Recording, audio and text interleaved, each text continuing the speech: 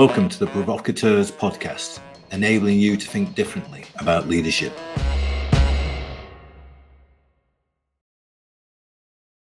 Hello and welcome to the Provocateurs podcast. My name is Stuart Craner and I'm co-founder of Thinkers 50. In Provocateurs, we explore the experiences, insights and perspectives of inspiring leaders. Our aim is to provoke you to think and act differently through conversations with some fantastic people. This is a collaboration between Thinkers 50 and Deloitte, and so my co-host today is Steve Goldbach. Steve leads Deloitte's sustainability practice in the US. He's also the author, along with Jeff Tuff, of 3 books, Detonate, Provoke, which inspired this podcast series, and now the final book in the trilogy, Hone, How Purposeful Leaders Defy Drift. Steve, great to see you. Great to see you as well, Stuart, and I'm very excited to be back to talk with our amazing guest today. Today we have Samuel Monnie, who calls himself the reformed marketer, who is now a marketing reformer. He is the co-founder and co-CEO of Purpose Hive, which is based here in New York City, where he spends his time helping organizations make sense of the shift towards more values-driven markets. He's had a broad career leading brand and business growth across companies like Braun, Campbell's, Grainger, Safeway, and Procter & Gamble. He also spent time as the Senior Vice President of Revenue at Sustainable Brands, and along the way, he's been in the classroom teaching international business and more recently, brand strategy at DePaul University in Chicago. He's original from the UK of Ghanaian heritage and has lived and worked in Germany and Switzerland and now calls the New York area home. And as I'm sure we'll hear, he's been a very loyal Manchester United supporter through thick and thin. And I do want to share a personal anecdote about how Samuel finds his way onto this podcast. So I first met Samuel at a sustainability dinner hosted in and around Climate Week 2024 or soon thereafter. And what was particularly endearing to me at the time was I had made a remark at dinner that someone had said was a little spicy and sort of accosted me in a public way, which I kind of felt bad about because I didn't think it was so spicy. And Samuel came to me afterwards and said, I actually really liked the point you were making was about the importance of storytelling in the world.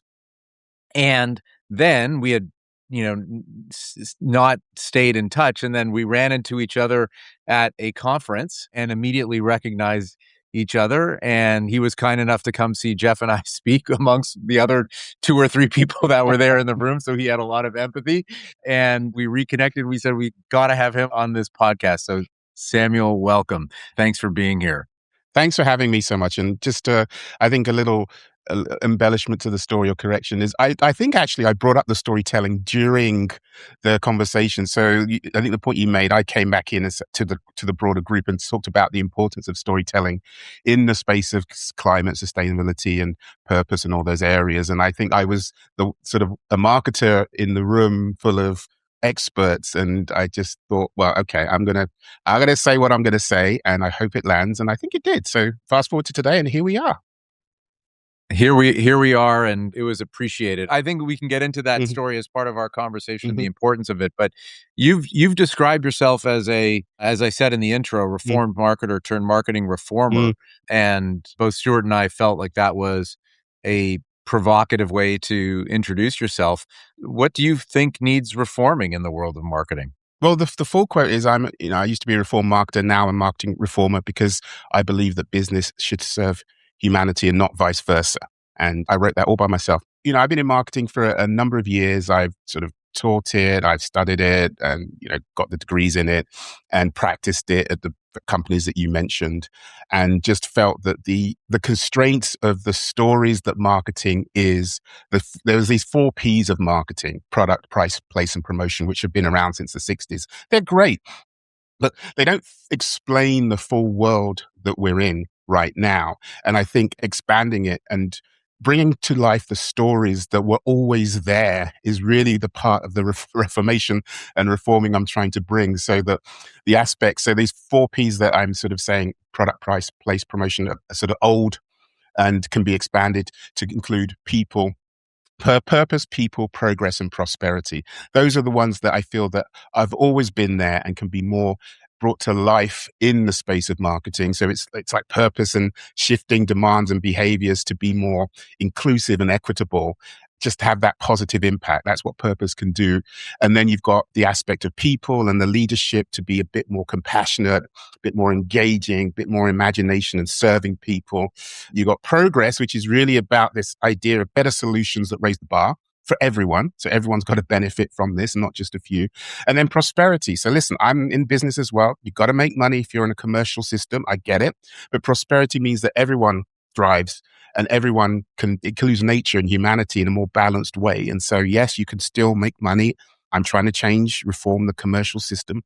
But prosperity means that everyone wins and the system's truly thriving. So those are some of the elements that I'm bringing to life and championing and storytelling about and working on to have that positive impact. So when did you see the light, Samuel? In your marketing journey, which is yes. involved working in Europe, working in the States, a variety of organizations. Mm-hmm. At what point did your ideas about marketing practice evolve and change? Well, I'd like to think that I was always, I was one of those pesky students as an undergrad that was questioning the professors, and I remember I got in trouble. I remember, I was always asking questions, and so when you're being taught this stuff, I say, but what about this? What about that? And so I was always wrestling with the orthodoxy of marketing. And when as I continued to study and then practice and grow and learn, I became more open. And I lived in Germany and Switzerland, and my heritage is Ghana, so I would travel the world. And I remember one place I went, we went out for a meal in Malaysia. I was in a global role and took us to this restaurant and said, oh, is it okay? Because, the restaurant has food served on banana leaves. And I'm thinking, wait, that's great. You're using a natural resource and it's free and it's better and it fits. So this is not sustainability it's like, oh, that makes sense. So as you're exposed to all these experiences and these life experiences and these customer experiences, and I started realizing that I was trained more or less in one way of doing marketing. And it was kind of sell more, growth at all costs. And slowly but surely, I started asking more of these questions, and these questions that were showing up in my life, I needed to manifest and bring to life. And I think my biggest blessing, if I was a superhero, my superpower would be curiosity. But there's a weakness with curiosity. It means you keep going stuff and looking at things and opening doors. And, I studied in Northern Ireland. And for those who are not so familiar, there was, unrest and conflict between communities of Catholics and Protestants. And basically 17 people told me not to go to Northern Ireland. Oh, you don't want to go there. So, 17 people tell me not to do something. Guess who's going to go? Because I have to experience it for myself. And I loved it. I got my master's there and it was such a great experience. So I've always been the curiosity has been, I think, forced me to do better, know better, learn better beyond my discipline. And so all these life experiences and the humbling story is that one of the brands I worked on was Duracell. Duracell make batteries. And it was only a few years ago, as I'm going through this process, I suddenly thought, well, what happens to the battery when you finish using it? What do you do with it? How do you get rid of it? Who does that? What's in it? Is it safe? Is it okay? I'm thinking, wait, how come I didn't think about this stuff when I was working on the brand? And it's because you're in this system, you're in this process, you're in this context that's forcing you in one direction. And as you look up and as you look around and you speak to your colleagues and you start to explore other solutions, you can grow and you can suddenly realize, there are other ways of doing things. And fast forward to a time around a decade ago, I was working with the Campbell's company and I suddenly adopted the sustainability team there because they were having more fun. They had great solutions. You'd read the sustainability report, like, wow, there's so many great claims in there, so many great stories. And so I was hanging out with them and realized, oh, wow, there's this whole area of sustainability and purpose and positive impact that is part of commerce and part of business that can actually be the unlock to growth and more revenue and more creativity. And discovering that and realizing, oh, it was always there from the beginning. And I can tell you a couple of examples. Actually, I'll tell you one quick example. So saying it was there from the beginning, one of the brands that Campbell's owned was Pepperidge Farm. Pepperidge Farm was founded by a woman called Margaret Rudkin. Basically, she had a son who had lots of allergies and asthmatic. So he was put on a diet of fruit and veg and just nothing processed, couldn't take any processed food. And I think she traveled and she discovered some foods overseas. And so she came back and said, look, I'm going to try this bread, which is whole wheat and just nutrients in there. And everyone said, nah, it's not going to work. Anyway, the son loved the bread. The bread he didn't have any allergies or reactions. And long story short, she became an entrepreneur and Pepperidge Farm was born. So basically, she was trying to solve the problem of food that her son could eat. That was the premise. That was the purpose. That was the founding of this organization, this company that became hugely popular. And so I thought, wait, there's this story about Margaret Ruck, and it was kind of there, but it was always there from the beginning. And so for me, purpose in business and this reformation I'm trying to drive it's to pardon the pun, it needs to be sort of baked in, not bolted on. But often you'll find it's actually there. And so this idea that there's a separation is not the full story of marketing or business or companies or organizations. So let's tell the full story and have opportunity to do more. So, for me, it was that aspect of reflecting on my own journey, realizing that I was actually part of the problem and what I could do to be better. And actually, from the seat of marketing and branding, you can actually have that positive impact, work with people in the system to improve things. And Samuel, so I want to delve into this a little bit further. I could imagine that people listening to this podcast could hear you saying there is a conflict between purpose and profit. And you and I have had enough conversations to know that the whole point of what you're saying is that there isn't a conflict, that actually leveraging the 4 Ps that you say, purpose, people, progress, and prosperity, actually makes for better marketing outcomes. I think you even led with that. Can you share a bit about how you think that mechanism works, what it is why it's not a trade-off, but why it instead leads to better outcomes?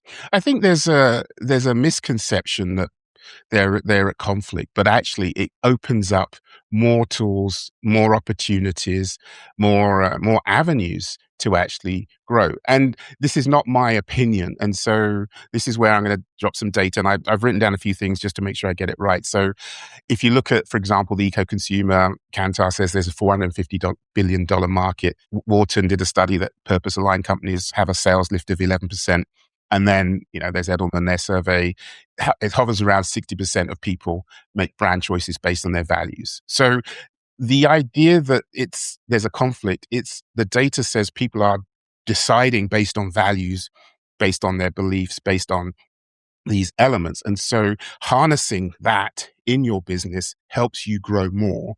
Understanding that helps you serve more people. And so these work interdependently, symbiotically, and not as antithesis. And I think that's the aspect to suddenly realize, oh, actually, these are ways that we can delight people. We can meet more of their needs. We can serve more people. We can include more people in this. I think both of us right now are wearing earpods as recording for this. And what I loved is, a big company like Apple, and I'll talk about smaller companies, but big company like Apple, been on a journey. They started bringing accessibility, I think, in the mid 2000s into their OS systems, and then brought some features to the phone. And then they launched AirPods Pro 2, I think it was, a couple of years ago, 18 months ago, which has an hearing aid functionality. And so that's an example where they started from where they were, and they evolved and iterated and incorporated something that now it's not a separate product, or it's not over there. It's not, and they just normalized supporting people with hearing challenges, which happens to a lot of people as they age. And they've just put it in to the core of their proposition. Yes, it's a slightly premium priced product, but they have a better story to tell. They have a new story to tell. It works it's integrated into the core product. It makes sense, includes more people. And so there's a win from doing that. And so accessibility isn't something we think as an afterthought or for just people with disabilities over here. What if we all benefit? There's no trade-off or compromise. Is actually core. So hopefully answering your question by showcasing how if you see it as additive and inclusive, then you get more ways to solve a problem versus less ways, or a distant way, or when we'll have time. We'll get to it when we have time. We got bigger things to focus on. This is actually a big thing you can focus on now. What I particularly love about it is the idea that people buy what their values are, because one of the frameworks that I've always really valued in the field of marketing was that of Byron Sharp's, and which was like I love the simplicity of it, that people buy from products that have physical and mental availability. And physical availability now, you can take to the digital world where it's just easy to purchase. But mental availability comes, as we've talked about a lot on this podcast, through something that doesn't create any cognitive dissonance. And when something's aligned to your values, Mhm. that's a great example of mental availability Mhm. in creating that. And the more that you can create mental availability in your products, as you're saying, by serving multiple markets at once, with your example just now, I think that that's a tremendous example. Yeah, and what I love about that is I feel good about it, and I don't currently have hearing challenges. So I feel better that I just buy a product, but it helps other people who have this condition. So I feel good. Oh, great. But also they're included in the core product. So it's additive, but it's also, I just feel a bit better about myself, and I feel better that I'm having a positive impact by using and buying something that is more, has more utility for more people. So there are these other just deeper things about, to you say, when when you're thinking about values, it's what it means to me, what I stand for, what do I believe in. And I want to, Samuel Monnie wants to do something that has a positive impact. I'm not alone. Most people have values. If you live in this world, you make things based on values and decisions. And as of the time of recording, there's a lot of businesses and brands now realizing that this is not something that they can avoid. The values driven concept is about loyalty, it's about trust, it's about advocacy, it's about reputation, it's about people. People have these feelings and these thoughts. And I think we're based, I'm a Brit, but we're based in the US right now. And there is this politicization of a lot of these issues where, it's left or right. So people don't want to get involved in politics. When it comes to the ingredients in food, that is a huge community of people in arguably both sides of the aisle believe that these ingredients shouldn't be in our foods. And so now, if you're saying I'm avoiding politics, you're avoiding like 70%, 80% of the market, because it's not politics that's driving, it's values that are driving them. And so the stories I tell are very much about how to think about the world and explain it in a way, as a marketer, as a business, as a brand leader, that is relevant for the world we're actually in. Some of these old models, I think, constrain us. But if you actually realize, oh my goodness, this is the most human thing ever, to make a choice based on wanting to do something better. I'm not naive. I've been in business and I've been in brands where you've got to hit your numbers and you've got to deliver. But if you can actually see the opportunity and possibility and grab those aspects, you can actually win with more people and more stakeholders and more communities, and ultimately make more money. So yes, I said it. I'm trying to shift commerce here. So this is about the system of economics and making money. An example that I love is the Unilever brand and business. If you go back to the 1890s, I wasn't around. None of us were around then. But the story is that there's a Well, Stuart pandemic might have of been. cholera. No, I'm just kidding. Well, listen, I'm I'm going to say, just trying to make you smile. I'll let you have that. I'll let you have that discussion later on. But there was, people were dying of disease, and so they launched Lifebuoy, which was a soap that was antiseptic and disinfecting, carbolic soap. And to solve a problem that people are dying of disease, hand washing, cleanliness is good. It solves the problem. It reduces the issues.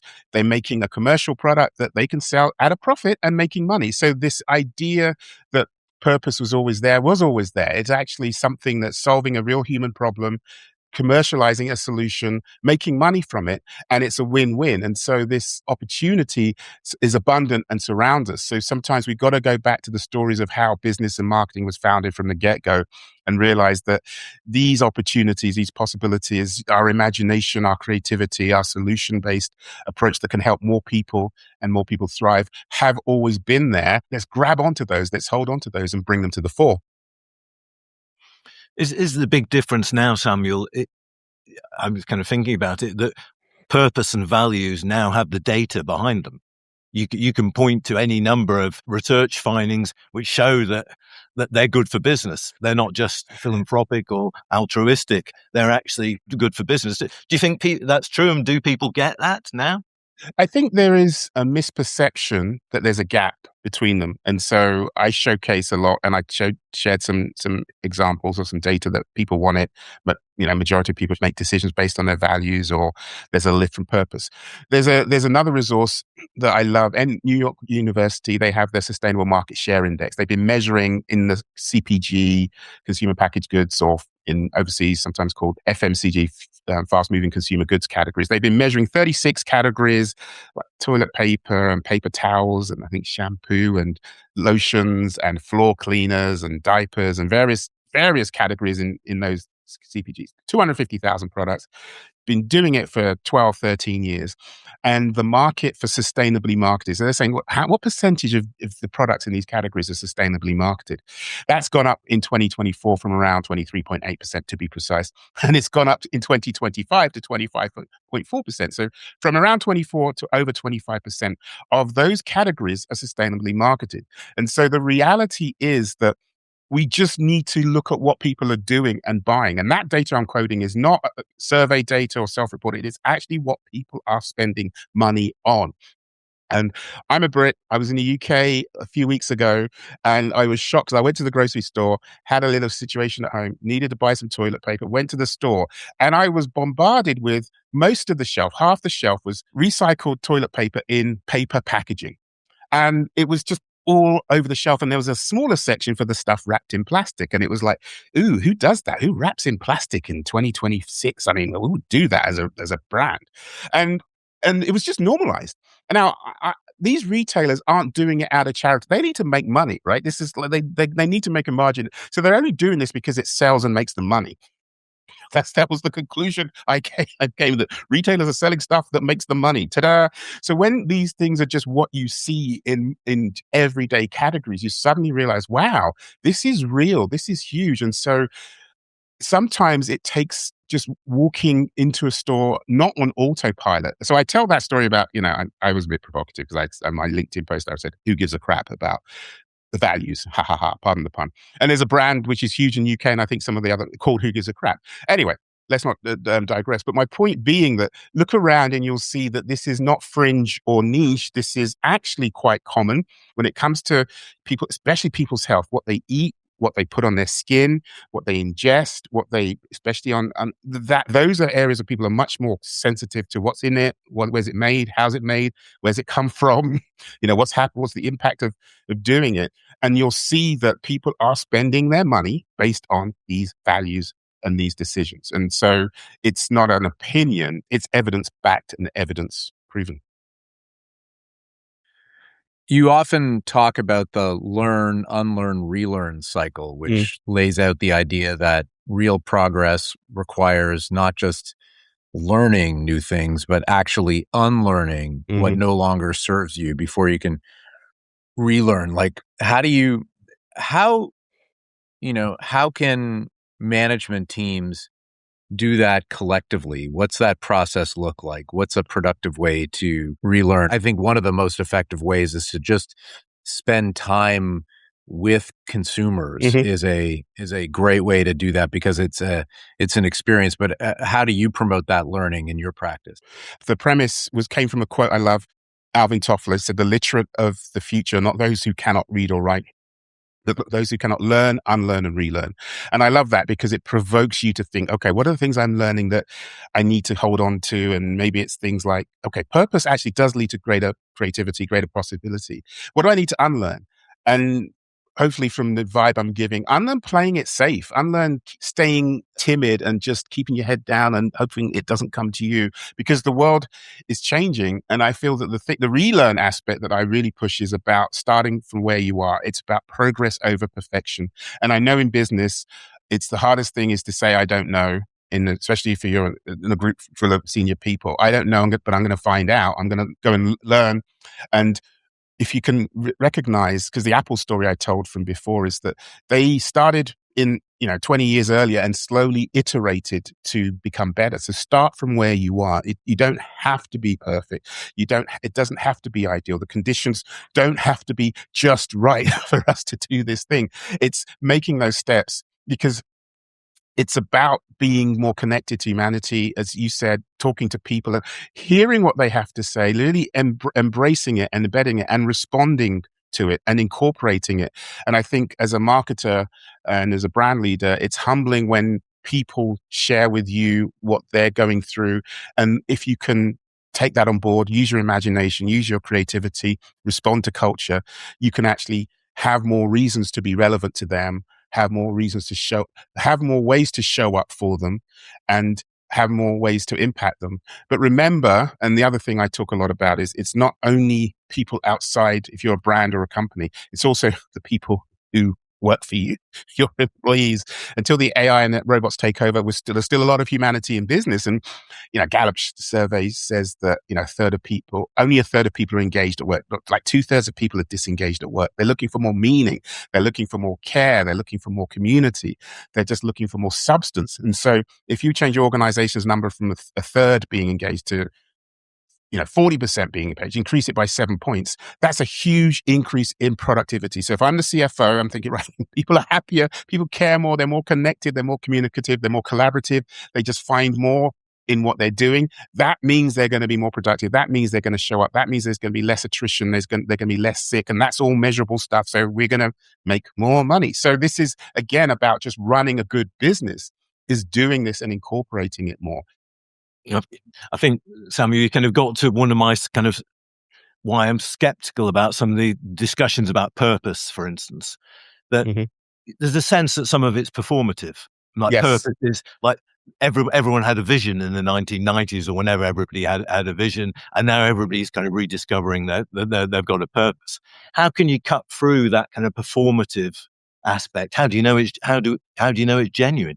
It's genuine when it's coming from a place of really understanding who you are, understanding your audience, and doing something that matters. I'm a storyteller, so I'm going to bring another example. There's a recent example from AXA, the insurance company, and they've had success from an initiative which was about the 3 words, which is and domestic violence.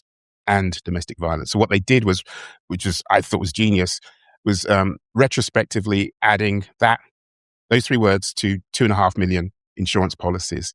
And within days, they had hundreds of people take advantage of it. I think in the first year, there was like 1,300 people who used that. So this is about saving lives. This is not performative. It's not just a campaign or a slogan. It's actually... Sorry, can you just expand? Like, what did they do to what they added it to? Like, that's just... Can you expand on the story? Yeah, contextualize that. Yeah, so what they did was within their I think their insurance policies, so home insurance policies, they actually included the aspect of, and domestic violence was something that they would provide support for the insured person. And in that context, it was in the body of the policy. So people could literally reach out for help and support in a very, very difficult situation, and which affected many, many people. And they did it in a way that you didn't have to make the effort. It came to you, it saw you, understood that this was a real challenge, a real problem for some people, and made it easy for you to actually access that support. And then I want to get the numbers right. There's 1,200 people reached out within the first 10 months to take advantage of this thing. And what they're now doing is rolling it out, I think, to Italy. And more of the insurance companies are now saying, wait, what did you do? How did you do this? But what I love about this is a way to change what you do and offer to the marketplace in a way that is not performative. It's actually substantive and meaningful. And some of the data is showing that sales went up, new contracts went up like almost 10%. So you're also essentially selling more, but this could be a system-wide change. They did 2 million people. If all the companies start doing it and making it just a norm and an offering, you're supporting millions of people in a really meaningful way that touches hearts and humanity. And it's basically saving lives. So that is, for me, an example of how you can actually integrate it. Yes, you can communicate it, you can make it a campaign, but this is something that is helping people and helping humanity. And it moves from performative to actually really personal and really meaningful and really touching the experience that people have with your proposition. Now, insurance is not necessarily the sexiest category in the world, but now all of a sudden they're winning awards, they're winning creative awards, they're getting attention, and for something that is about humanity and us and not necessarily another issue. So if insurance organizations and companies can do it, I feel that I talked about insurance, I talked about tech, I talked about food companies. So this is something that is possible to many, many people, many companies. But that story I love because it's very personal and very visceral and very real and very human and very meaningful. And so you can do it in a way like that. That's a story to inspire folks to see, wow, actually, how do we change what we do and offer? So I link that back to the CEOs who said, we're there for you during COVID. But you can actually be there for you in a meaningful way that isn't just a TV ad and a look to camera, but actually in the core of what you offer in a valuable way that literally will save lives. And maybe that's a good place to start to close this podcast, which is, I think one of the skepticisms that people have about the relationship between purpose and marketing and business performance is that it is performative. We see it in the world of sustainability with concerns about greenwashing. And I think what you're saying is there is absolutely profit to be made Yes.